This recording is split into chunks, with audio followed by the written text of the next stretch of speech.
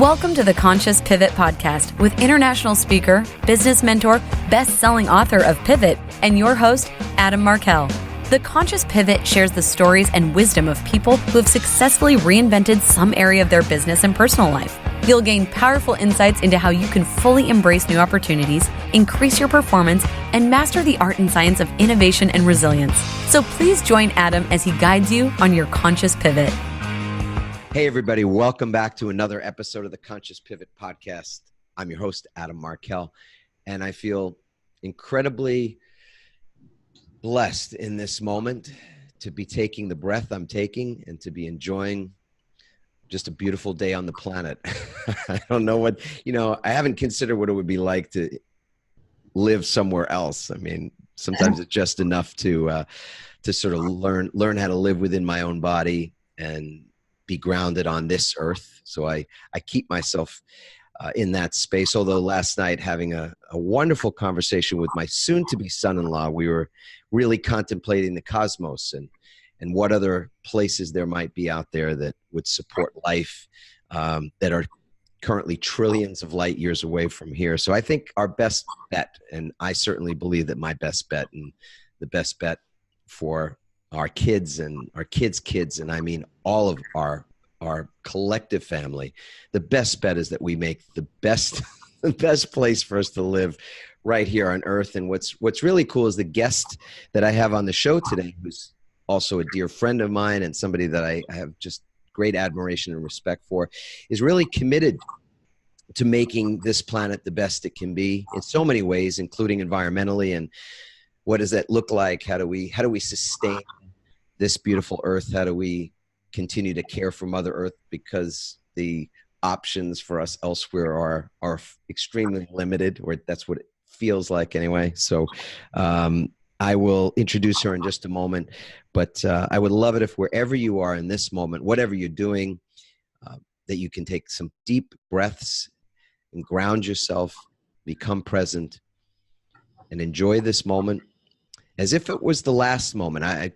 I love this old book by a gentleman who has an interesting name, Og Mandino. And Og Mandino wrote a series of books in the 70s that were very, very popular, including one that's called The Greatest Salesman in the World. And there's a series of things that he suggests that we all do to live into the greatest part of ourselves, that part of ourselves that can enroll other people in our mission and our vision and enroll ourselves each and every day in living a great life. And one of those suggestions he makes is to live this day as if it were your last. And so in this moment, as you take a deep breath, take that breath as though it might be your last. Take that breath and relish that breath as something sacred and even holy, something thoroughly enjoyable. So smile and enjoy that breath. As I share a little bit about our guest today, who you're absolutely going to love. She is something truly special. Her name is Dame Doria, DC, as we call her sometimes, Cordova. She is a CEO and owner of Accelerated Business Schools, known for the Money and You program. Many of you have probably heard of. It's been around since 1979 with more than 145,000 graduates from over 85 countries. The program has inspired some of today's best-known business education and wealth experts and has touched the lives of millions and millions of people globally.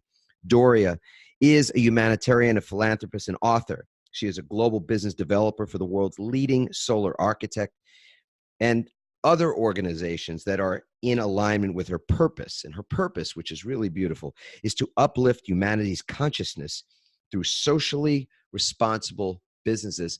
Doria, welcome to the show. Welcome to the program. Thank you so much for being with us today. I love being here. Thank you so much. Yay. It's probably a good 10 years about now that you and I first met, which was just wonderful. So I know a lot about you, and maybe some people that are listening have heard your name before, have maybe read a book or studied under you in the Money and You programs or something like that. But what's something that I didn't include in my opening description that you would love for people to know about you? Oh, I was destined to work with world leaders and different kind of leaders to support them and leverage my purpose through them. So like in 1984, I had the opportunity to meet Fidel Castro. Later in the 2000s, I met the head of Malaysia, Tun Mahathir, who is now the prime minister again.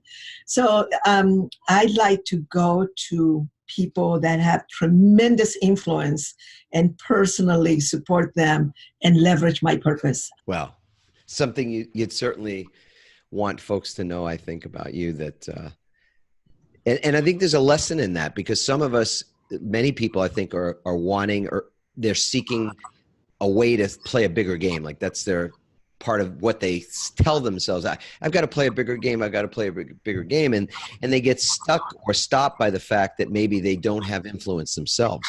They don't have a big platform or way to be some massive change in the world. And yet what you've done is you've been able to leverage some of the access and the celebrity and the influence of people to be able to have your purpose be bigger than it would have been if you just tried to do it all on your own, right?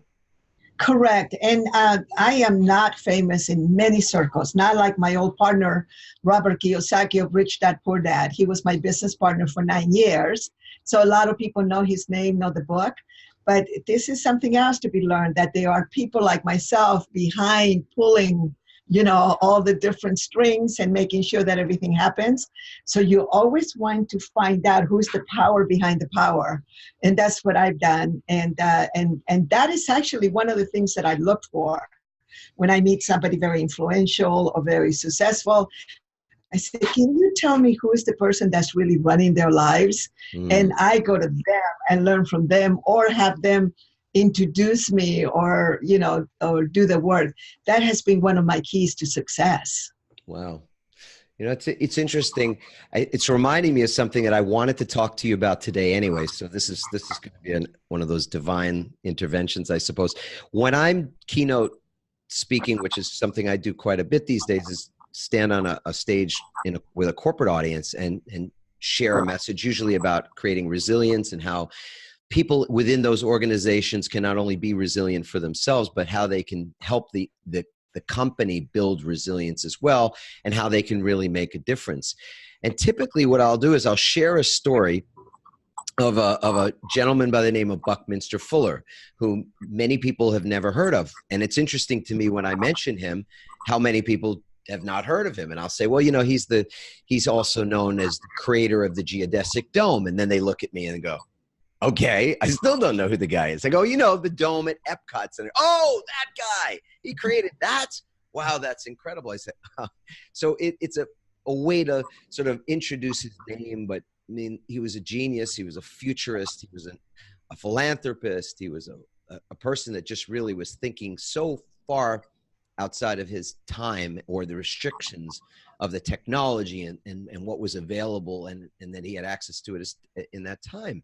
And I know that you spent a lot of time speaking with and working with and being mentored in proximity to Bucky Fuller. I want to get into that. I want to find out about that because I typically tell this story about how he was studying how big ships turn, and how the big ships had this big problem, which was that they weren't able to turn very easily. They weren't very agile, right? And so they had a big giant rudder that would be turning these big ships, but it was slow, until someone created this little rudder that sits on the big rudder. And when they had the little rudder turn the big rudder would more easily turn the big ship. And that little rudder is called a trim tab. Yes. And Bucky talked about the trim tab factor and how sometimes little things in life, the little things can have a big difference. You can call it the law of small differences or the butterfly effect. And in pivot language, we just talk about, a small change in direction can create transformation over time. So what can you share with us about your relationship and what you learned from Bucky Fuller? Well, Buckminster Fuller was also a mathematician, and he was a thinker and an author. And he was one of the the men that was named as one of the top 100 by Time magazine. And he was known as the Leonardo da Vinci of the 20th century. And the reason why a lot of people haven't heard about him is because we haven't caught up to him yet. But he was the type of gentleman that made over 50 predictions over 80 years ago now. I keep saying 70 years, but the years just go by. And 49 of them have come true. And most of them are mathematical. So there are millions of people to be highly influenced, and literally had a transformation in front of him when I was only 27 years old, when the Hunger Project was being launched. And so he was the gentleman that really tapped into the aspects of me of understanding sufficiency. So we live in a world that is really experiences scarcity, and we have our economic engine of the world is still run from scarcity, literally still that we're trying to manage, having scarce resources, when that is so not true. That changed in the 70s. So that was his big conversation. So once you really understand how to live in a world of sufficiency, then there is a simplicity to life and an experience of tremendous wealth, because you get very present to what is in front of you. And then from there, we can have abundance. So I had the opportunity to sit in front of him with 1,000 people behind me in 1977. And I was he said so many things that I had never heard before. And that was when I committed my life. And I was so young. We had the Hunger Project, and I had my business that I was a court reporter at the time. I was going to grow up to be an attorney like you. And then I had an opportunity to kind of pivot into a whole other life. And I ended up retiring. And I was very good with money because I had been in the legal system by then for nearly 8 years. And I had learned from masters, of money and business without knowing any of that. And then when I began to learn more and more from Buckminster Fuller, and I attended the first business school for entrepreneurs of his kind, which I ended up inheriting, he also was invited to that, and he became our mentor and teacher for the next 5 years. He came and we studied with him. I sat at his feet. He was like, John Denver called him the grandfather of the universe. And he was like this grandfather that would just share information with you that was so advanced. Honestly, it took me years and years and years to understand it. But I did feel that when I would listen to him for 5 hours, 10 hours, sometimes 12 hours when he was teaching us, that there would be something that would shift within me, something that he called the phantom captain, that even if you don't have a logical understanding, a conscious understanding, there is a part of you that has total, we grok it, the word G-R-O-K from that book. It introduced this word called grok, which means to really understand the essence of something. And so I was able to really have an understanding of these principles that really run your life and run everybody's life. So what's the word again, DC? It broke up just a little bit there. Grok, G-R-O-K. G-R-O-K, which translates to, or how did he really define it? Understanding the essence of something. Yes. Is that when you really get something in every part of your being. Sometimes people experience that when they fall in love and they connect so deeply with someone.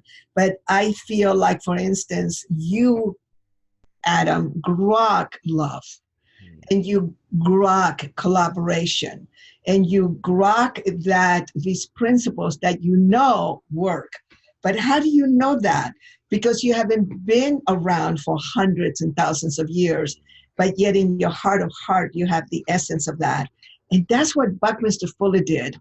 So he would teach us. And that's the phantom captain that you're talking about. But the phantom captain is the one that has a total understanding that of has that knowing. Yeah. That knowing.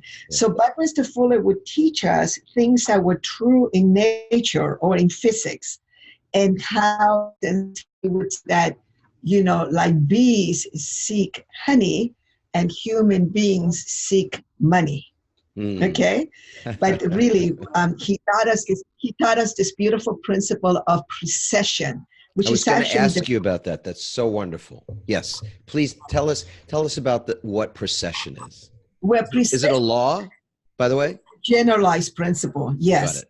A generalized principle is something that is true at all times, always. Gravity is a generalized principle. Leverage is a generalized principle in the physical universe. And also, of course, and people have an understanding of the word leverage in terms of money, and in terms of now, we have really expanded that word, that you can leverage teams and people and time and money and resources. Yes. But originally, the word leverage was actually only used on Wall Street and in financial circles. But that is a generalized principle.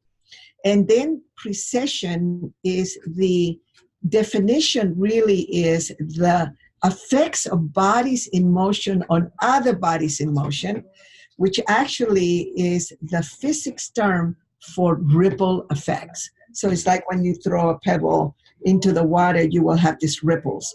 And it always occurs. So the way if you really focus on as close as you can to your purpose in life, your true purpose in life, the precessional effects, the 90 degrees, the ripple effects of your life will be very positive. You will add value to humanity. But if you look at your life as a human being and everything is not working, you're not making money, you're not healthy, your life sucks, basically, everything is just going horrible, you really need to stop and look, what is your purpose? What is the purpose in your business? What is your purpose in your life? Are you being honest with everyone? Are you really going for the highest purpose that you were meant to do? And that's what people do in our programs, in your programs. And so that they stop and they go, wow, maybe I should pivot this way, because what I have been doing all this time hasn't been working. So that's why we are known for the last 40 years to really teach human beings these generalized principles combined with sound business principles. And then you combine the two and you create wealthy human beings who are adding value to humanity.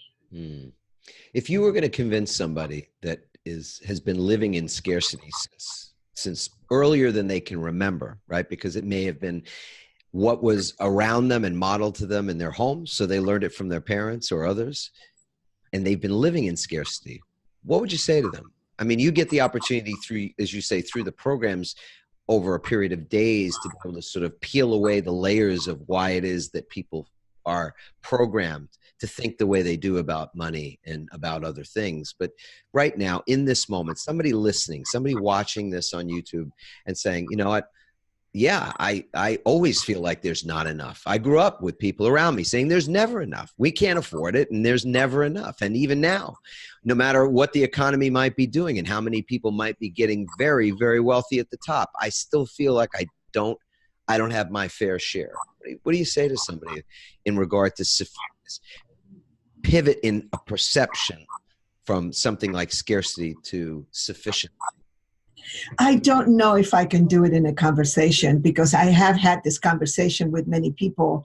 And one of the things that I have found about human beings that they will fight for their limitations. And my old partner, Kiyosaki, taught me a saying that's very old. Don't teach a pig to sing. It annoys the pig and it wastes your time. So having said that, there have been some people that have been very receptive, and when I have had an opportunity to talk in depth to them, speaking to someone that has very little money is always around money, right? Or it's about finances. And so at this particular point, I go into conversation like, do you realize that there are two key things to get out of that circumstance? One of them, are you spending enough time in income generating activities on a daily basis? And number two, are you creating systems? Do you have a product or a service in your life that you can leverage? So there's two things that people that have very little don't understand: income generating activities and leverage. Once you pivot people into that particular mindset and to particularly look at that, then you begin to have an opening and they go, what is leverage? So now we kind of we pivot from scarcity to leverage, where for some reason, people's minds are conditioned so that they can understand it a little bit more. And then we can take them back to scarcity. But scarcity is a very scary thing for most human beings. So I kind of pivot them away from that, talk about something that they can really manage, and then at a later time, I can take it back to them. It's almost like I have been talking to heads of universities, to ministers of education, to prime ministers about their educational system, that the world has no educational system in the world that works for everyone. Would you like your country to have an educational system that works for all your community, for your citizens? They always say yes, but the minute that I start bringing in different things, they will get very defensive. So I have learned through the years to begin to, like right now, if you're listening to this and you're really set in very solid on a certain perspective of way of being, that is the thing that you need to start opening up and saying, is my life really working at the level that I want it to work? Do I have all the money? Do I have all the health? Do I have all the love, the relationship? And if the answer is no, then we are stuck in some way and you need support. And I think what I heard you say earlier was that people will argue in favor of their limitations. What do you mean about that? Unpack that, if you will, just a few more moments. Well, what they do is that the way that the brain works is black or white. We literally we're run by a computer in many ways. And so it's either black or white. And so one of the things that I learned very young do you want to be happy? So you really need to ask yourself that question. Do you want to be right or do you want to be happy? And at that point, you begin to have an opening. First, you have to have such mastery, and we need to move into that area a little bit more, which is that you really need to move into the aspect of how much mastery do you have over your emotions? How much mastery do you have over your ability to be able to make changes so you truly have a life that works for you? Because I can't really work on the world until I work on myself first. And this is very difficult for many to understand because our whole system of education, of business, and of life is not designed for that. Well, it's based on competition, for one thing, right? So there's embedded in competition, which I've heard called that competition has been called a virus, and I think it is in many ways a virus. It's one where someone wins and someone loses. So scarcity is already a part of the equation or the paradigm. Do you agree with that? Absolutely, and there is also healthy competition if it's in the context of that. If you have, if people end up collaborating with each other and the end result is going to be for the good of all. So not all competition is bad. There is healthy competition. In our program, sometimes we put people temporarily into competitive situations, but the end result is going to be collaboration with each other and making the world work for 100% of humanity. Yeah. So if you have a product or service that in any way, shape, or form is hurting someone, hurting the environment, or hurting something, then you need to really pivot out of that area and move into a life. I mean, it's not easy. This is something that I want your listeners to really understand, that the results are so magnificent because then you begin to experience sufficiency in every area of your life, so that you can live the life of your dreams. I love where this conversation is going. And I'm going to ask you a funny question. It seemed like out of left field, but do you play tennis? I used to when I was much younger. All right. So you used to play tennis. So there's a book that you may have read. It's a really incredible book that came out in the early 70s. And I can't remember the author's name, but the name of the book is The Inner Game of Tennis. I think it was Tim Galway, in fact. And it sold many millions of copies. And here's a tennis instructor who penned a book about philosophy. It was a book about mindset. It was a book about, in some ways, is a sort of a Zen philosophy book.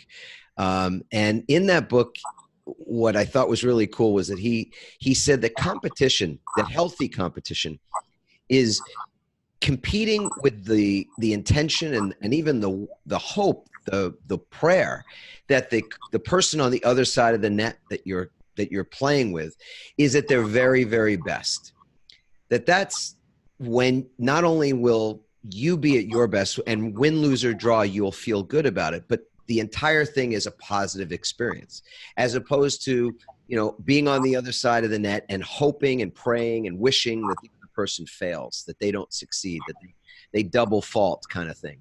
And I think it's an important distinction, because you said, even when we're in competition, how it is that we look at that competition and what's that endeavor drawing out of us in the process is a big deal. Because if you're willing to cheat and lie and do whatever it takes, or even if you're not doing those things, but if you're sort of wishing for your competitor, whether it's a competitor in business or in sports or anything, but you're wishing for them to fail so that you can succeed, we've got, this sort of a termite in the woodpile to start.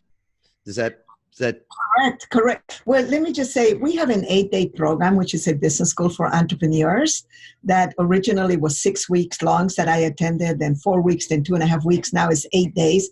We kind of set the standard in the world for very fast business schools. And we have competitive physical games in there, and we do it for a reason. And like, for instance, we used to play rugby, and one of the reasons was because, with rugby, you have to pass the ball backwards in order for the whole team to move forward. And everyone knew, they knew that if I was going to play rugby with them, that forget sweet Doria. Forget her. Okay, we're playing a game, right? We're all clear. We're playing a game, and we are going to get the ball over there. Look out. And it was so interesting, because we were actually playing certain sports. We do running now and swimming, but we have played rugby in the past. And I remember, because we play men and women together, I literally went in between the legs of this big guy, and I was just like running with the ball and went in between. I mean, everybody was laughing so hard, they couldn't believe I would do that. Hey, I was playing a game, right? So that, when you are very clear about what game you are playing, in business and life, is just like a sporting event. I'm glad you brought up tennis, because let's just say, okay, and so you have football. Let's take football. Okay, so in America, you have, you see it, you have the rules, you have the players, you have, the coaches or the people, the referees, then you have the spectators, and then you have all the stuff that goes with the spectators and the TV and all of that. That's exactly how business is. So one of the key things that we also teach in our programs is a thing called the rules of the game. So when you're very clear about what game you are playing, what are the rules of the game? What are the consequences? What can happen? What are the risks? And then, so what most human beings do is they pretend that they are not that knowledgeable, or they don't know some of the rules, and they're hoping they're going to get by. And some of the games that they choose in their lives are very dangerous. They will risk, their savings, their money, their families or marriages, their spouses. They will risk all these things without taking into consideration what are the rules of the game that you're choosing to play. Once you become this really conscious being and you begin to have mastery over yourself, you begin to really have an understanding on which game you're going to participate in and how you're going to do it. And And part is understanding that the minute that we're going to attack another, the minute that we're going to hurt something, the minute that we're going to hurt the environment, that particular game is too risky. Yes. And this is where humanity is right now. So as we're recording this podcast, there are thousands of fires that are burning in the Amazon right now. So this is something that's happening in our environment. As you said, when people are willing to do certain things and sort of violate the rules, as you say, of the game, whether that's the broader game of humanity, even, there are consequences. So I know that this is something that's very, very important to you. That renewable energy is a very important thing and something you're extremely passionate about. So take a couple of minutes, if you would, and just share with us, because obviously you've been very successful in your business career and you've been educating people for a long time so that they can acquire some of the skills that you've been sharing. This has been a pivot for you out of that sort of education space into something that's more about the future of our planet, which is where we began this particular podcast. So what can you tell us about renewable energy and the work that you're currently doing there? Leading solar architect, his name is Wang Ming, and he created the only solar valley of its kind on the planet. It's called solarvalleychina.com. And he was the man that passed the first green law in China. He has been committed to the greening of China and the world way before it was in vogue. And I had an opportunity to be introduced to him 11 years ago. And the original environmentalist was Buckminster Fuller. So I had been an environmentalist younger than that. You know, I was a little bit of a hippie. I was a hippie for 2 weeks back in 1969.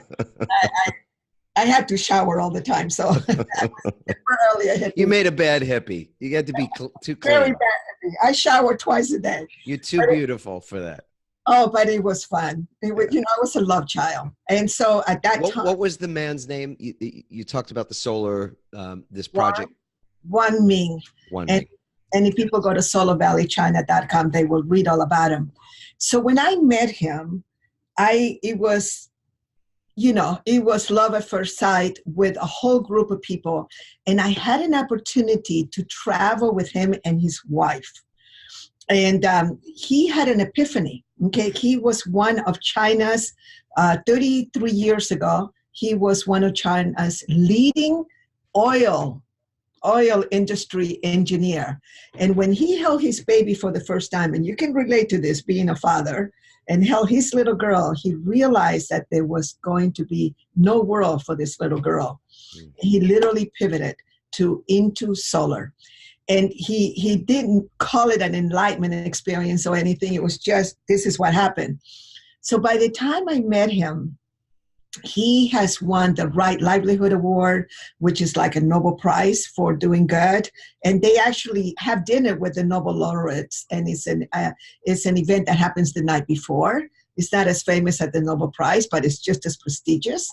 And one of the things that he happened to know are some of the world's leading scientists. So I traveled with him in the year 2014, and I'll never forget this. And his friend, one of his very closest friend, is one of the top leading scientists who has an endowment of $20 million at the South Florida University, SFU. And I was taken into a renewable laboratory, if you want to call it that. And it was so amazing because all the top scientists, by the way, were Asian. And I asked immediately, he was Indian, Wang Ming was Chinese, and they were here, and they said, it's very hard to find scientists that are Americans because of the education that they get. It's hard to find them. That in itself kind of proved everything that I've been about education and not being adequate. The book Rich Dad Poor Dad is really a work based on our work because that's what I've been working on. But to make a long story short, I had an opportunity to see with my own eyes and hear with my own ears the shift that is going to happen from really having carbon, hurting, chemicals and what was going to happen with renewables. And there's going to come a time very soon in the future where it's going to be much cheaper to do renewables than it's going to be fossil fuels. But the resistance that's going to happen is going to require for it a lot of even greater lying, greater misconceptions, and people really standing in their own authority that fossil fuels is it. And really is, but it's going to take off. And then I realized from a scientific point of view, because I have to tell you, me and Wang Ming and the interpreter were, excuse me for saying things, the dumbest people in the room. They had a lot of really good money to really do research, and they're scientists. They're not about the money. And so it was there in 2014 when it was anchored from a left-brain scientific point of view that renewables are going to be the future, but also that there was going to be such resistance. But it's the only thing that's really going to save our environment. We can, I just went to a thing called ourday.net, which is my yearly pilgrimage to Colorado, where you have the top most unbelievable scientists and business people that learn and study this. And we have literally maybe 20 years where the seas are going to rise 25 feet. This is no game. This is no somebody exaggerating.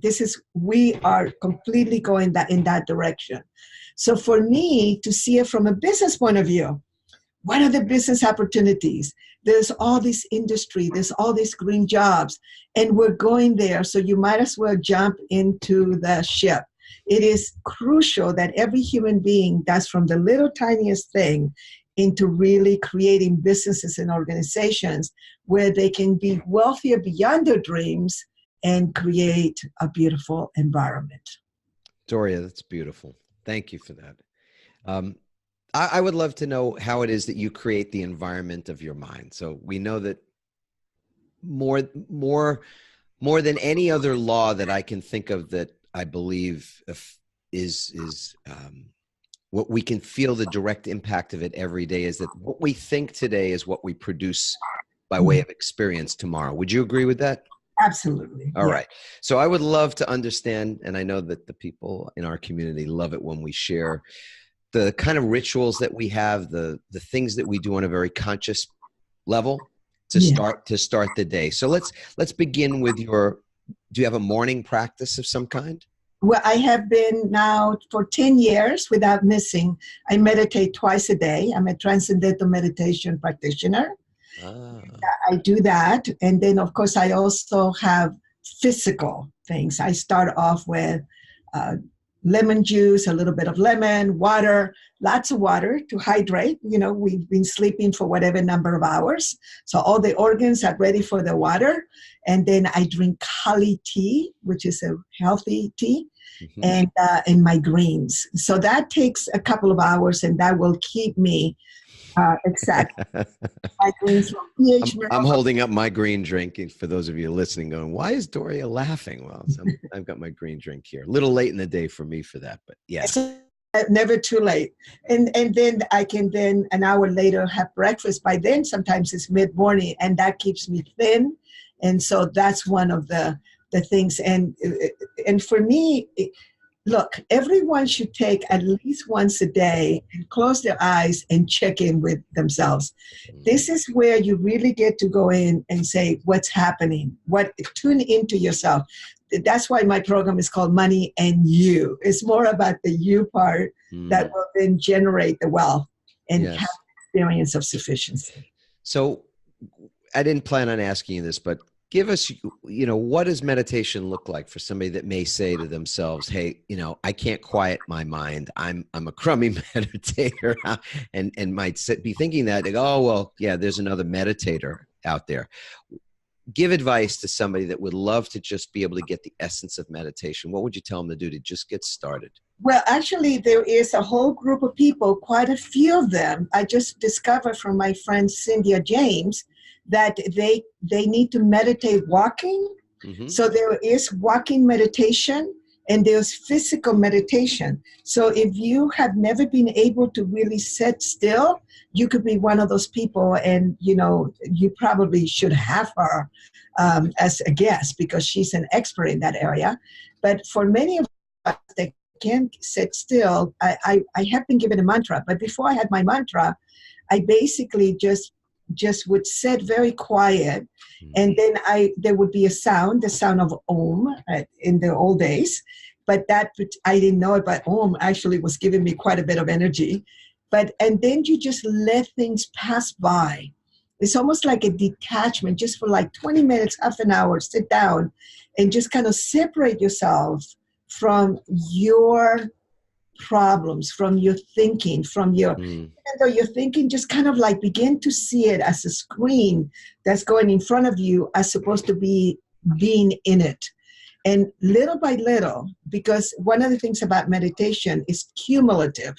It doesn't just happen overnight. So even if you just sit there for 20 minutes, even if it's really, really, really loud, just kind of begin to see the advancements that you can have, the progress as you just sit there and and there are some meditations, beautiful ones. There are apps where you can just listen to beautiful music.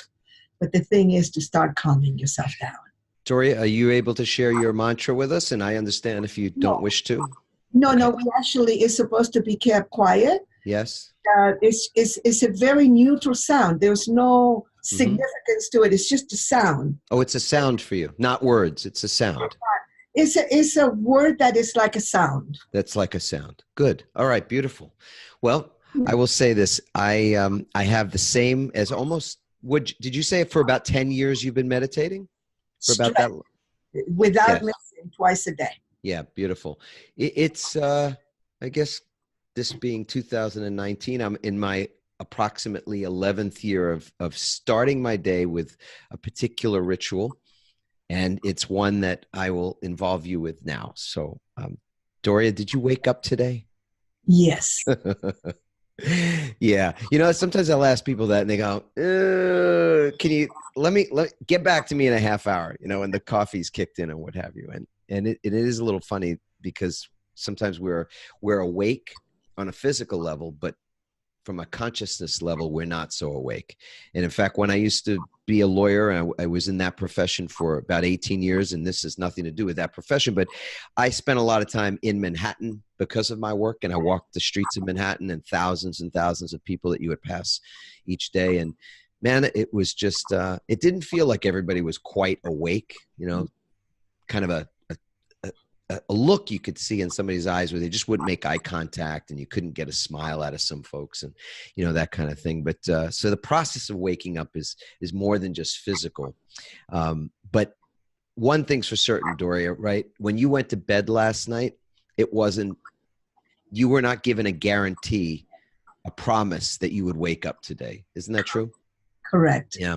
So the moment of waking is also a blessing. And all of us wake up each morning to a different day, to a different set of circumstances. We don't know what's going to happen. And there are things, of course, we know that are scheduled for that day, some of which we're really excited about. Like I knew we were going to be on this podcast today, and I woke up this morning excited about that, enthusiastic. Yeah. And then there are some days where the thing you're waking up to encounter might be going to court. It might be an argument that has to get resolved, a conversation, a very transparent and difficult conversation with someone. It could be going to the doctor. It could be getting chemo. It could be going to a burial or something else. So there's so many, infinite possibilities of what the day will hold. But one thing I think is certain, and that is that as you take that first breath of the morning, as I did this morning, there are people that were taking their very last breath in that same moment. So there's something truly sacred about it. And so to me, if you can, in that moment of just being aware that you are in fact awake from your bed or from on your way to the bathroom, even if that's the case, just that awareness that, yes, I am awake and that is a blessing, can shift you even momentarily into gratitude, into a state of gratitude. And what's great about gratitude, I think, is that it's impossible to be in gratitude, even for a moment, and be in fear in that same moment. And fear really is the thing that I think gets in the way of so much of what we want out of life, and the joy and what we're meant to do. As you said earlier, the purpose that we have is interfered with more by fear than any other thing. So this is a great antidote to fear. Wake up and feel grateful. Think about something you're grateful for, and then take 10 seconds. That's all it takes. 10 seconds to say something out loud. And those words are, I love my life. I love my life. I love my life. Doria, what are those words? I love my life. But before I go, I have to say something. I cannot go without telling you this. Buckminster Fuller used to love to say this, and you're going to love this. He used to say, there are no guarantees that the person that goes to sleep at night is the same person that wakes up in the morning. It was one of his favorite things to say. It was so mystical. And I have to tell you that I have been... I have chicken skin. I have had a lot of loss this life. And this is part of why I'm not attached to money and have an understanding of money that's very unreal in many ways, because it can save you from these things. So I have had tremendous, tremendous loss in my life. And I have to tell you that the hardest things during that time was waking up and having that feeling of loss instantly. Most people don't understand that when you lose somebody that you love so much. And so that's the hardest thing. So one of the things that I began to learn was to, very similar, but I didn't have the distinctions that you have because I was only, 19 years old. And then later, I really began to learn that whatever it was that I said to myself first thing in the morning, and then there were times when I felt so different. So now I have this thing that it could be the worst day. And I go, I'm going to bed because I know tomorrow morning is a brand new day. And we don't know if the same person that goes to sleep is going to wake up in the morning. And so I love to sleep and I love to wake up every morning. So thank you for reminding me of that. Thank you, Dame Doria. DC, as you're known to some people, but Doria is such a beautiful name. I feel so blessed that we got to spend time together. You are a resilient lady. I know we all have had difficulties and high and low moments in our lives, but you are certainly you're a model of resilience. I feel like that's one of the most important things in the world today, because it's how we figure things out, right? It's how, if we're not around long enough to make enough mistakes to find out what doesn't work, it's very difficult for us to really learn what does work. It's kind of a risk in that respect, which only is so fitting for this crazy wild ride that we're all on. So anyway, thank you so much. If this has been an enjoyable conversation to all of you out there that are watching and listening, please go to adammarkel.com/podcast and leave a comment, leave a review on iTunes, join us on Facebook, and of course, they'll have full show notes. If you want to find out more about this lovely lady and her programs and the work she's been doing in the world and how it is that you can interact with her, and I highly recommend that you get into proximity to this very, very wise, beautiful woman here. Then you'll see that in the show notes. There's links and things to other things we've mentioned during our conversation today. And I'll just leave you all with this. Mwah! Big kiss. Ciao for now. Aloha. Aloha. Thanks for listening, everyone. We hope you now have the tools and greater insights to navigate your own pivot. Help us inspire others by sharing this episode and leaving your comments over at adammarkel.com/podcasts. For more tips, strategies, and support as you consciously pivot into a new business and lifestyle you love, join our Pivot community on Facebook at pivotfb.com.